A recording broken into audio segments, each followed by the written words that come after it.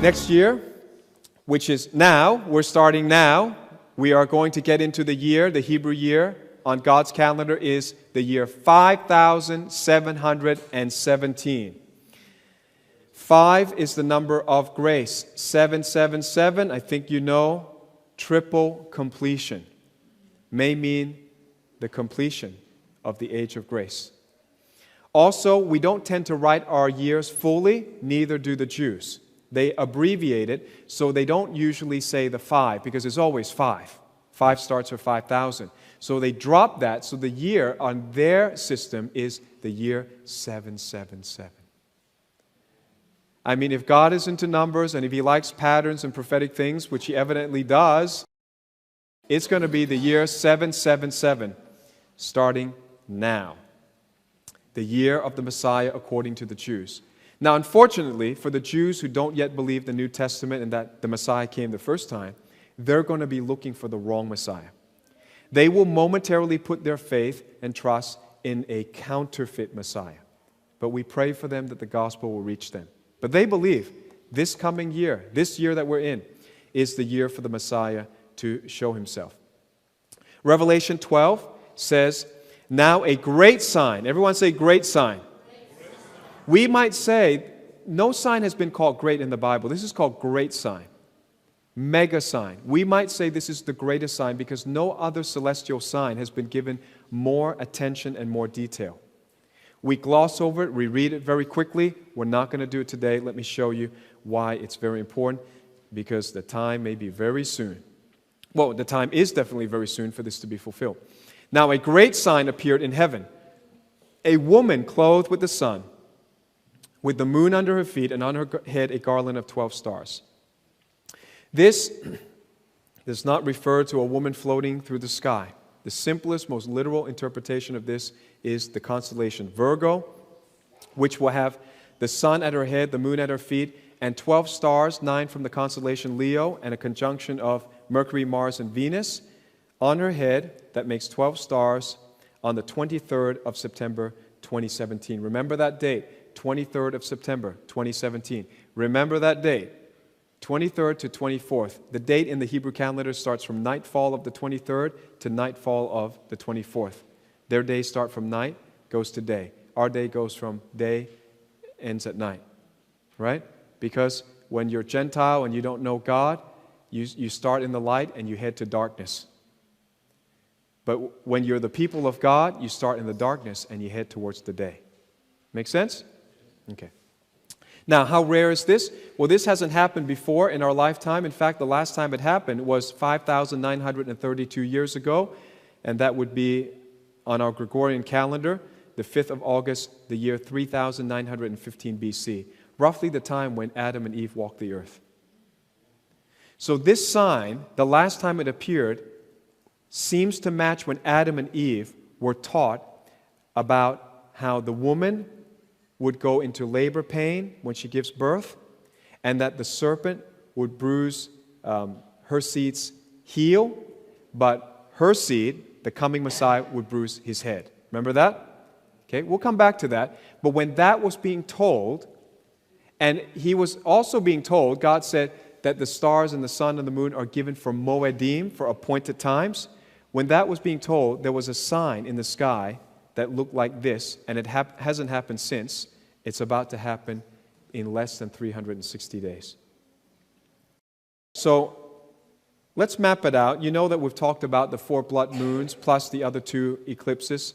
All right, the 4 blood moons started on Passover, 15th of April, 2014. And 2 days before this great sign of the woman in the sky, clothed with the sun in her hair, the moon at her feet, garland of 12 stars by her head, right? 2 days before that is the Feast of Trumpets. Feast of Trumpets is, we just learned, prophetically, the next thing Jesus will fulfill. He fulfilled 4 feasts. The next feast, the 5th feast, he must fulfill. The next event should be the resurrection of the dead and the rapture of the saints. So if it were to happen, it should happen on the Feast of Trumpets. Next Feast of Trumpets will start, there's a 2-day leeway, 20 to 22nd of September. If you count those 2 dates, the distance between those 2 dates, anyone want to guess the distance between those 2 dates? From the first lunar eclipse, blood moon, to the Feast of Trumpets next year, 2017, there are, you know this number. Isaac Newton cared about it. Lots of other godly people tried to calculate it. 1,260 days. I'm not making this up. You punch it in the calculator. This is written in the skies. If you want a sign, this is not religious. This is not bogus. This is not something made up. This was pre-planned when God put the stars into orbit.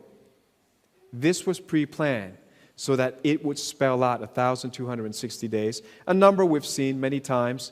Revelation 12, a woman fled into the wilderness where God had prepared a place to care for her for 1,260 days. And again, I think those would be repetitive. So you say, why does it appear there? Because I think it's the first set. Then there'll be another set. Then there'll be another set. All right? So now, take the distance from the woman in the sky. Now, the woman in the sky, she's got all these signs, plus she's to give birth. Remember that? In Revelation 12, she's supposed to give birth. Well, if you're supposed to give birth around that date, then something significant should happen 9 months before. It's called conception. I don't know what's going to happen, but I'm going to give you the date. Count 9 months from the 23rd of September, and let's just see if anything happens. Put it on your calendar. All right? Around that time, we should see a conception, which is the 23rd of December, 2016. I have a friend who does YouTube. You can go to his channel called The Cutting Edge too, and he puts the date even earlier, and he says the conception is 20th of November, and that's based on him drawing lines on the constellation. I don't know if we can draw lines in the sky like that, but I'm just going to do it very simple. 9 months. 9 months. 23rd of December. Hey guys, are you planning to be here for 50 years? Are you living like you got another 30 years to go? I never predicted when the rapture is going to happen. I'm not a date setter. I'm showing you patterns and fulfillments, a very likely fulfillment of Revelation 12. Let's do another one.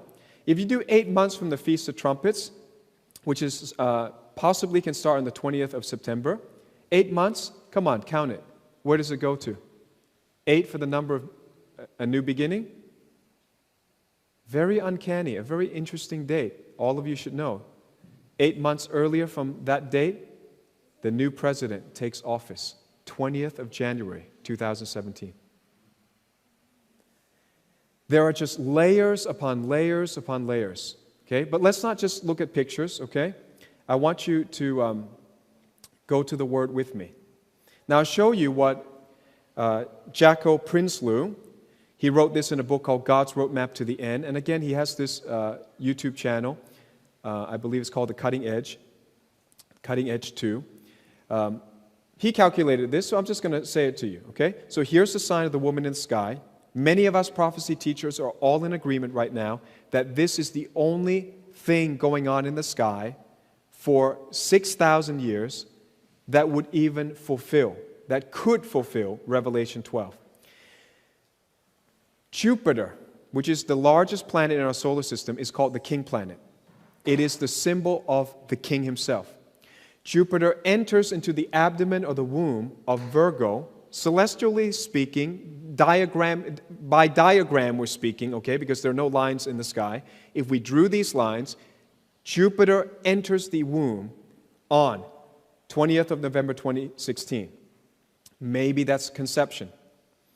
Exits from Virgo, okay, so that means if you could draw a line in the sky, leaves the womb on the 9th of September 2017. Could be the birth, okay, could be the rapture of the church, for instance, according to Jacco Prinsloo's model, okay?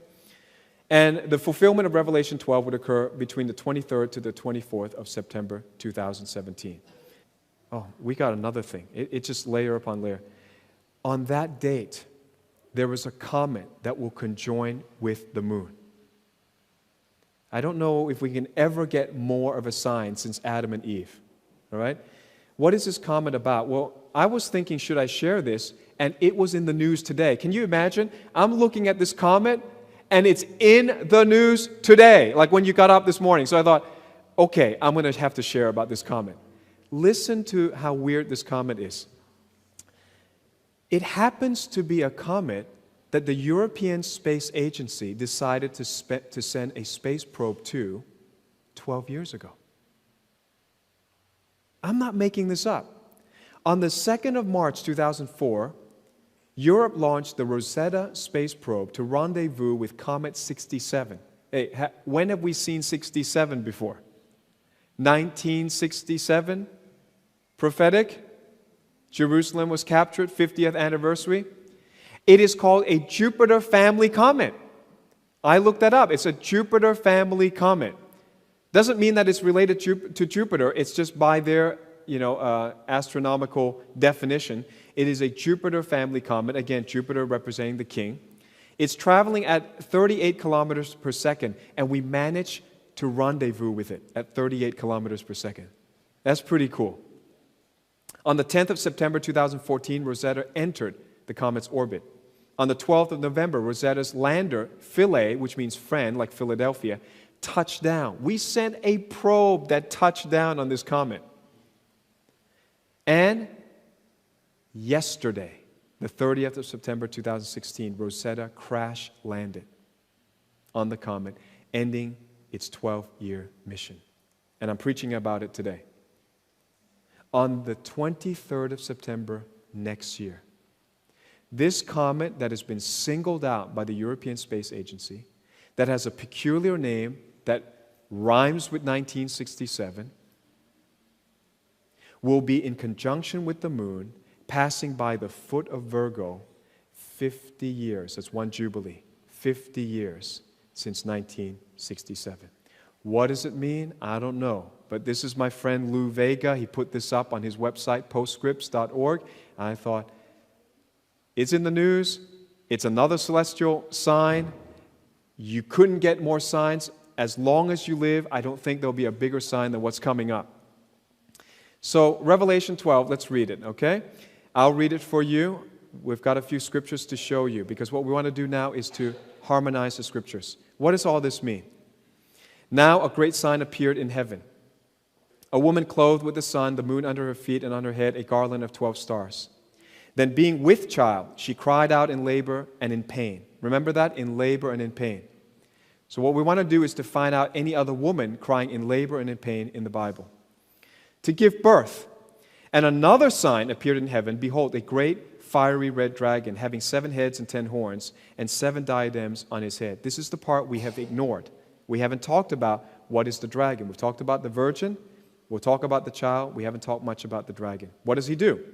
His tail drew 1/3 of the stars of heaven and threw them to the earth. Hey, where have I heard that before? How about the rest of Revelation? If you studied my 4 hours of the 22 future events of Revelation, we know there's going to be meteor shower at the end of the 6th seal, and there's going to be meteor impact in the trumpet judgments, and there's going to be more meteor impact in the bowl judgments.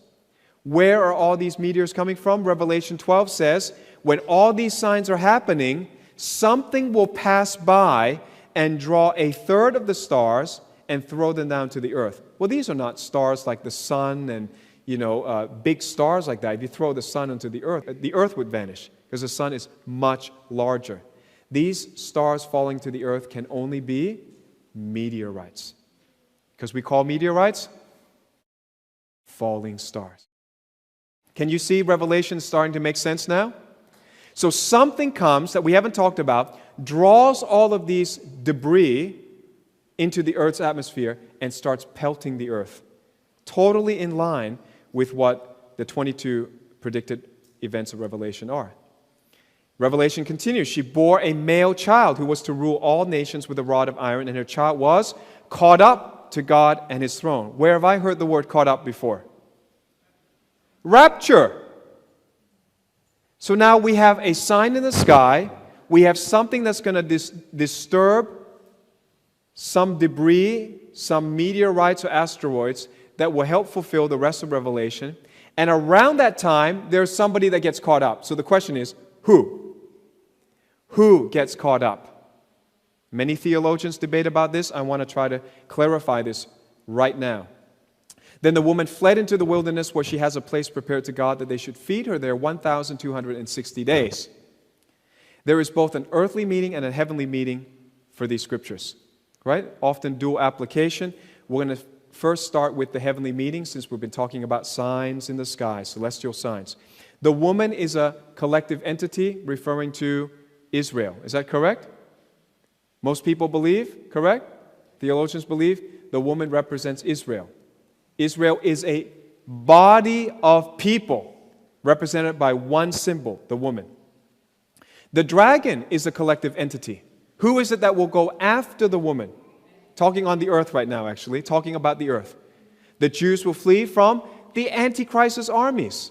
The beast system, the new world order that will be anti-Semitic, that will go against the Jews, they will come collectively, chase the Jews, and they'll find a safe place in Jordan, in Petra, in the wilderness. Correct? So the woman is collective. The dragon is collective. Now the question is, who's the child? And many people have taught, and I heard my wonderful pastor 20 years ago, had a great pastor who taught end times to us, lived in New York, taught end times to us, but he taught in the light that he knew. I don't call him a false prophet because he didn't get everything right. I believe that everyone is progressing in their knowledge. And as we get closer to the end time, we stand on the shoulders of those who've gone before us. And this is what I really dislike about these keyboard warriors on YouTube and on social media. Because they disrespect those who have revelation, they disrespect anyone who might have gotten anything wrong, and they apply this false label and this false standard of perfectionism on them. I can say that my old pastor did not get everything about end times right. He did not know what this was. He said that the child must be Jesus.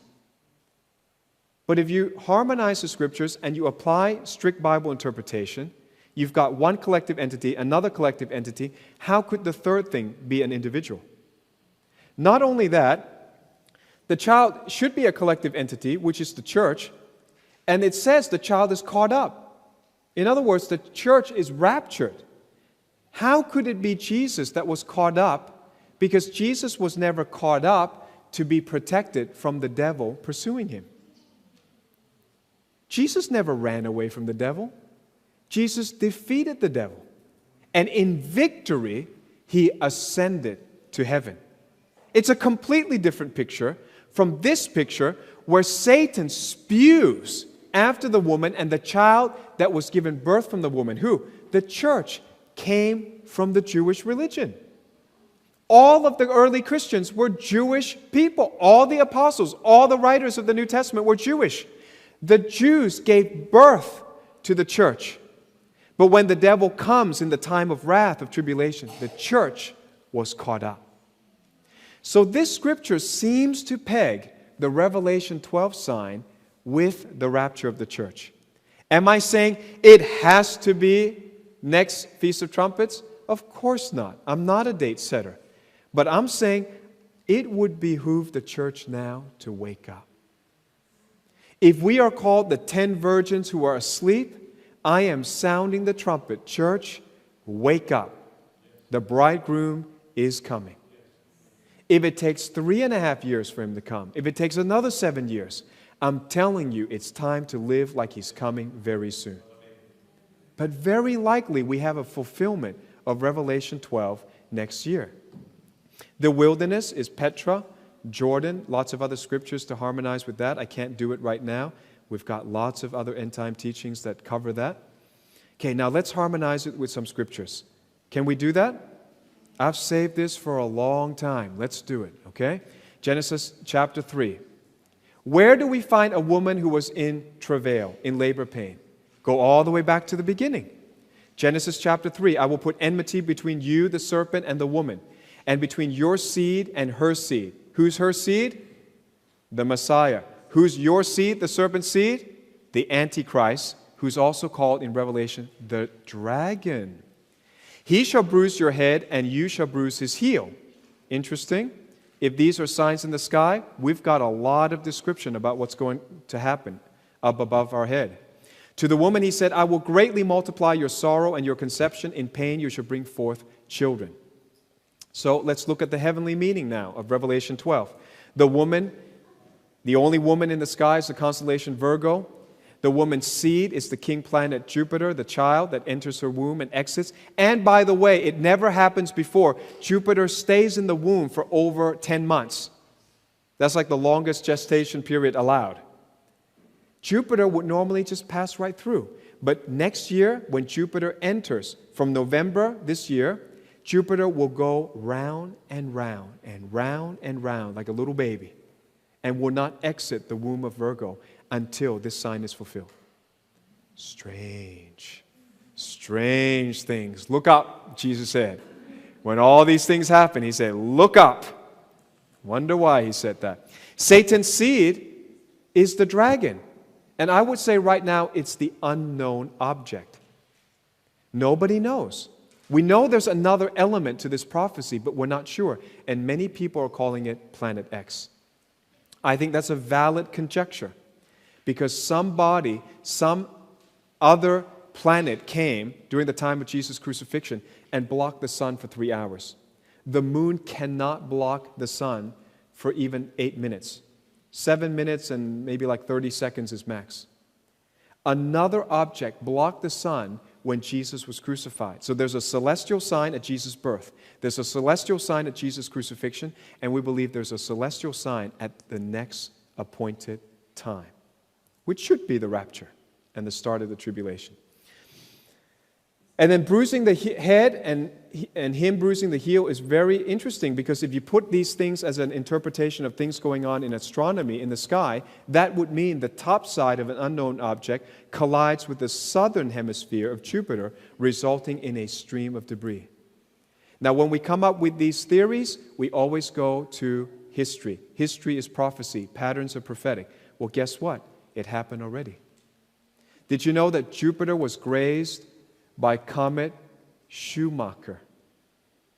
Schumacher. You know what that means? Shoemaker. And what are you supposed to hit? The heel.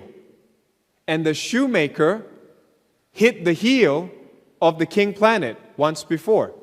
So what happened? Comet Shoemaker-Levy 9 broke apart in July 1992.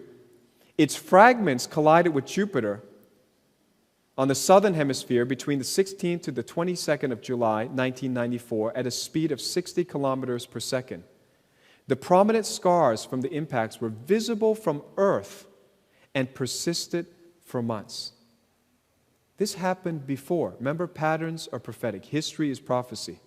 Schumacher might be prophetic of an outline of the king's heel. How amazing is God? All these names, I believe, are prophetic. So what is the sign telling us? Harmonize it with Jeremiah. Let's see what happens when a woman is in labor. Ask now and see whether a man is ever in labor with child. So, why do I see every man with his hand on his loins like a woman in labor, and all faces turn pale? What is Jeremiah chapter 30 talking about? You're going to recognize this right away. Alas, for that day is great, so that none is like it, and it is the time of Jacob's trouble, but he shall be saved out of it. What's he talking about? The woman in labor, which we find in Revelation 12, is explained in Jeremiah 30 as the start of the time of Jacob's trouble. How long does that last? Again, most American prophecy teachers believe 7 years, so you just do the math. 2017 plus 7 means 2024 would be around the time when Jesus would come back for the Jews. I personally believe that it is possible the time of Jacob's trouble equals the time of the real Jacob's trouble. And his time of trouble was not 7 years. His time of trouble for his 2 wives, for Laban's sheep and goats, and for running away from Esau, all of that added up to the number of the Jews? 22. So 2017 plus 22 would equal 2039. I don't know. I don't know if we can survive that long.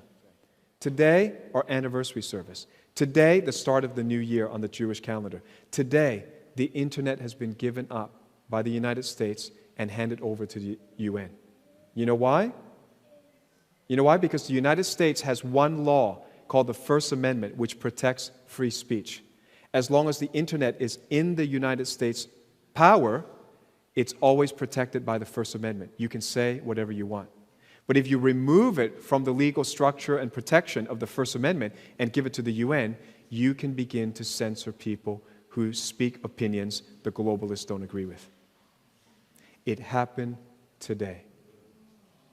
How long can we go? Can we go to 2040? I don't know. I think it'd be tough. It'd be tough. I am now more inclined, even though I believe in the 22 years, I believe the 22 years of Jacob's trouble already started. Okay? But another time we can study that.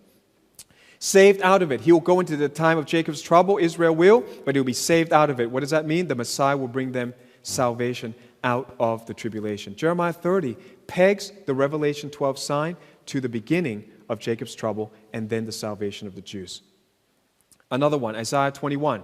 A distressing vision is declared to me. The treacherous dealer deals treacherously, and plunderers plunder. Go up, O Elam, beseech, O Media, all its sighing I have made to cease. Therefore my loins are filled with pains. Pangs have taken hold of me like the pangs of a woman in labor. I was distressed when I heard it. I was dismayed when I saw it. This is Isaiah 700 years before Jesus came. And he said, when he gave this metaphor of being in labor and in pain, he said, Elam and Media come and attack. Who's that? The woman in labor is interpreted by Isaiah as being associated with the invasion by Elam and Media, which, if you studied my 4,000 years of history, you know is Iran. So the Iranian invasion we covered in World War III series refers to Daniel chapter 8, a war between Iran and the Sunni Muslims, and Ezekiel 38, a war of the united Muslims against one nation, Israel. There are two wars that Iran seems to be involved with. And when the sign of the woman in the sky comes, when the woman is in pain, Isaiah calls, O Elam, O Media, come out and begin your siege. Begin your war. I think this might be the last one. Isaiah 13, verse 8. There's quite a few, but I'm just giving you harmony of scriptures. That's how you understand the Bible. Don't make it up. Let the Bible speak for itself. It will interpret itself. Chapter 13, verse 8 of Isaiah. And they will be afraid. Pangs and sorrows will take hold of them. They will be in pain as a woman in childbirth. They will be amazed at one another. Their faces will be like flames. Behold, the day of the Lord comes, cruel and with both wrath and fierce anger to lay the land desolate, and he will destroy its sinners from it. For the stars of heaven and their constellations will not give their light.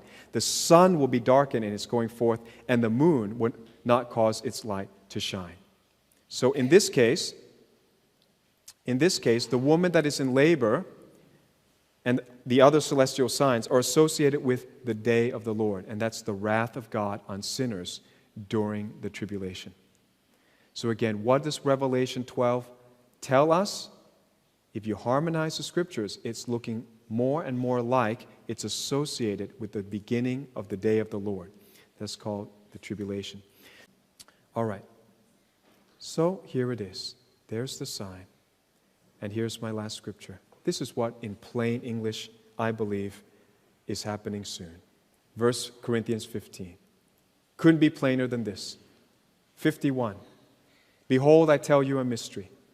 We shall not all sleep, we shall all be changed in a moment, in the twinkling of an eye, at the last trump. For the trumpet will sound, and the dead will be raised incorruptible, and we shall be changed. For this corruptible must put on incorruption, and this mortal must put on immortality. So when this corruptible has put on incorruption, this mortal has put on immortality, then shall be brought to pass the saying that is written, death is swallowed up in victory. Therefore, what do? My beloved brethren, be steadfast, immovable. What does immovable mean? Don't shift and change and shift and change, which is what I see all the time now. People shifting and changing all the time. Be immovable in this time. I have the same job for 16 years. I think very few people can boast that in this generation. I have kept the same job and I have pastored the same church For 16 years. What does that mean? Immovable. People have come and gone. People have rejected me, criticized me. Immovable. Why? Because I know the time is near. Immovable. Always abounding in the work of the Lord, knowing that your labor is not in vain in the Lord. Do you know that when I was teaching this, a young person with no theological qualification, no training, doesn't win anyone to the Lord, criticized me and said, "Oh, you're too much about ministry, too much about working for God, too much about doing tasks for God. That's not what Christianity is." And I said, "God, I want to listen to everybody, even the ones who are not qualified, even the ones who have no fruit. I just wonder maybe if God is speaking to me." And I said, "God, you got to show me." He said, "Open to 1 Corinthians 15. And I read, here's the trumpet sounding, here's the rapture. And I said, "So what, God?" He said, "Keep reading." And then he said, "Always abounding in the work of the Lord." I said, wow, this is tied directly to the resurrection of the dead and the rapture of the church. When are we supposed to work for God? When are we supposed to be crazy about doing things for the church? When else but in the last days? And so let him make fun of you. I will always be abounding in the work of the Lord. I was in 5 cities in 2 weeks. 5 cities. You think that's easy? You think that's fun? Eat all kinds of different food. You're in different weathers. You're on different flights. It's not fun. Always abounding. Why do I do it? Always abounding in the work of the Lord. Why do I do that? Knowing. You've got to know that your labor is not in vain in the Lord. Your labor in the world will be in vain. You'll be burned up one day. But your labor in the Lord. I didn't say you have to become all ministers. You can be working in business, but you share Jesus now. You invite people to church now. You tell the gospel. You pray for their soul now, especially the ones who hate you, especially the ones who are giving you lots of trouble. You're not alone. All of us are going through it. The world is crazy right now. The devil is about to unleash his wrath. We're out of here soon. Whenever it happens, doesn't matter. Abound in the work of the Lord, knowing your labor is not in vain in the Lord.